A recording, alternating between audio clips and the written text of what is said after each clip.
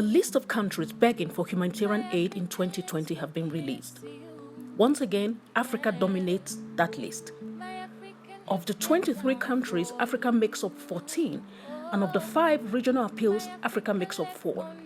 The embarrassment and shame on this list is Nigeria, Africa's potential economic powerhouse.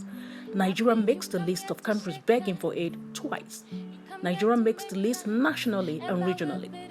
The countries begging for aid in 2020 are Afghanistan, Burkina Faso, Burundi, Cameroon, Central African Republic, Chad, Democratic Republic of the Congo, Ethiopia, Haiti, Iraq, Libya, Mali, Myanmar, Niger, Nigeria, occupied Palestinian territories, Somalia, South Sudan, Sudan, Syria, Ukraine, Venezuela, and Yemen. Many of these countries have been making this list for over a decade.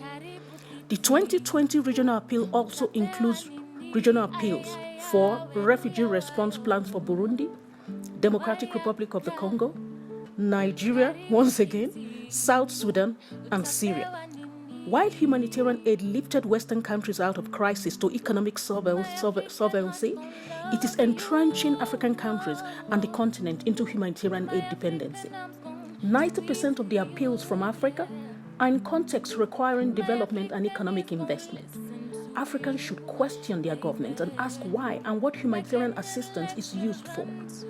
More African countries are appealing for humanitarian aid every year, and many of these countries have been appealing for humanitarian aid every year for decades. Humanitarian assistance is intended as a short-term intervention to help countries faced with unforeseen sudden onset disasters to get on their feet. But Africa is now misusing it to the continent's detriment. Africa is using humanitarian aid to address gaps in the delivery of basic services required from government and national systems. Africa's growing dependency on humanitarian assistance is the channel through which stereotypical and dilapidating images of Africa is communicated around the world. The dominance of African countries on the list of countries begging for aid each year is subsuming the economic successes and advancements in the continent. Countless studies have been released about the damaging effect of humanitarian aid in Africa. But this industry continues to grow, driven by perverse incentives. According to British journalist and author Alex Perry, in the bloated, arrogant aid industry won't let Africa go without a fight, published in the Telegraph in 2015, African economies are now standing tall by themselves. But too much money is invested in the patronizing lie that they are helpless without the West. In sub-Saharan Africa, Perry notes, it is worth an annual 55.8 billion, making it equivalent to the yearly output of Africa's 20 poorest countries.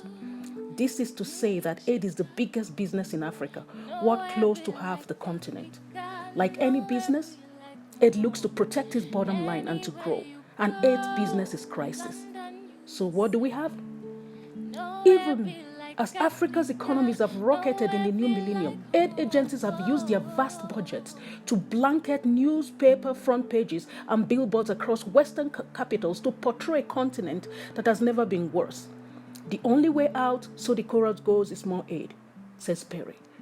I have worked in the humanitarian field for close to 2 decades. When it's needed, it's powerful, it's effective. But 95% of countries, 95% of Africa where this presence is, do not need it.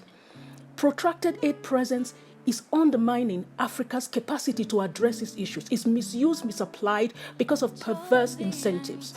The aid industry employs over 600,000 people around the world now. And sadly, medical doctors, experts, tech professionals in Africa will do menial job with aid agencies because it pays more. It's just not working for the continent anymore. We need to review this, critique it, and start reducing its presence. I have participated in too many missions around Africa where I find able-bodied, strong, healthy African men huddled together, where I walk around with Western donors, inspect them, then give them aid. These are people that can work, that are healthy. These are contexts of peace. These are contexts of no sudden onset disaster. But aid here has become so perverse so widespread in Africa that we need to do something about it. I've worked in the field. I know what I am talking about. Thank you.